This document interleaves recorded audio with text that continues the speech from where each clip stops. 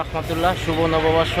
আমরা ঢাকার বাইরে আছি, এর জন্য এখানে ইলিশ মাছ অতটা ট্রেডিশনাল খাবার না, এই জন্য আমরা শুভ নববর্ষে পান্তা ইলিশ পাই না, এই জন্য সকালবেলা ট্রেডিশন দেওয়া শুরু করলাম। রং চা, 1 কাপ চা, আজকে রং চা দিয়া সকালবেলা শুভ নববর্ষ উদ্বোধন করলাম। ওই তোমার চা কোথায়? এই শুভ নববর্ষ এইটা হইলো যায়।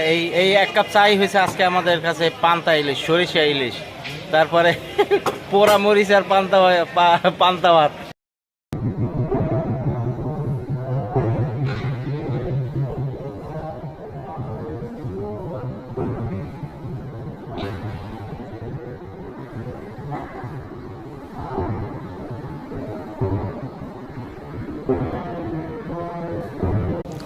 আসসালামু আলাইকুম ওয়া রাহমাতুল্লাহ। শুভ নববর্ষ, সবাইকে জানাই নববর্ষের শুভেচ্ছা।